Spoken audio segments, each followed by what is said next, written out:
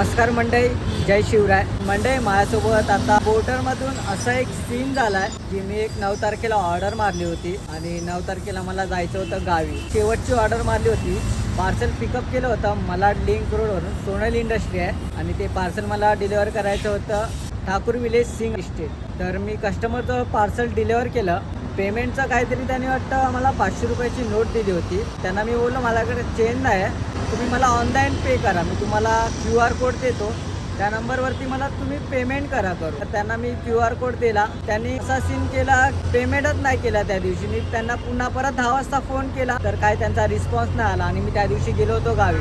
दुसऱ्या दिवशी मग मी नंबर बघतो तर त्यांचा नंबर पण मला काय एवढं लक्षात नाही आलं की कोणता नंबर होता. आणि ट्रू कॉलरवरती मी नाव चेक करतो तर नाव पण मला काय लक्षात नाही एवढं. आणि मी गावावरनं आलो, त्या पोर्टरच्या ऑफिसमध्ये गेलो, तिकडे जाऊन कंप्लेंट केली की अशा कस्टमरने मला पेमेंटचा शॉर्ट केला. मी त्यांना QR कोड पण पाठवून त्यांनी मला पेमेंट नाही केला. ठीक आहे. आणि आजचा आहे 10वा दिवस. तर 10 दिवस झाले अजून त्या कस्टमरने पेमेंट नाही केला. मी त्यांच्याकडनं कंपनीमधून त्यांच्याकडनं नंबर पण घेतला, त्यांना व्हॉट्सअप मेसेज पण केला काल. ठीक आहे. ते मला बोलले की QR कोड पाठव आणि आजचा दुसरा दिवस आहे. ठीक आहे. काल मी त्यांना QR कोड पाठवला आणि आजचा दुसरा दिवस आहे. तर अजूनपर्यंत मला काय त्यांनी पेमेंट केला नाही. ते माझ्यासाठी थट्टा करतात आहे की भाई याला पेमेंट करायचंच नाही मला काही करून. मंडळी आता तुम्हीच सांगा की अशा माणसासोबत काय केलं पाहिजे नक्की. कंपनी पण बोलते तुझा जो प्रॉब्लेम आला, तुझा जो इश्यू आला आम्ही हायलाईट केला आहे. आजचा दुसरा दिवस आहे, त्याच्यावरती काय कंपनी ॲक्शन पण घेत नाही. मी कस्टमरला फोन करतो, मेसेज करतो, मी तुम्हाला व्हॉट्सअपवरती सर्व डिटेल्स दाखवतो की मी त्याला कालपासून मेसेज करतो. त्यांनी मला मागितलं की किती अमाऊंट आहे,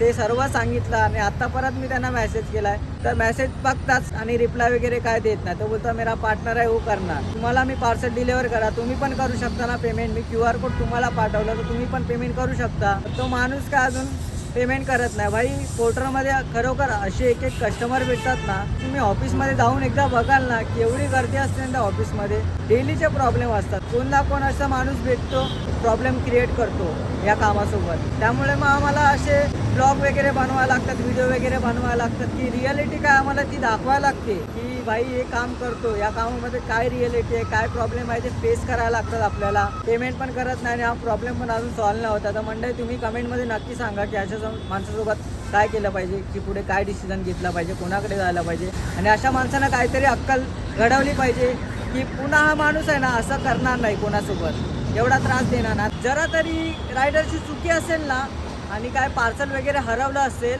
ठीक आहे, तुटलं फुटलं असेल, तर कंपनी काय करते माहिती आहे, त्या रायडरची आयडिया ना लगेच सस्पेंड करते. आणि जेव्हा रायडरसोबत असे प्रॉब्लेम येतात ना तेव्हा कंपनी काय रायडरला सपोर्टच नाही करत.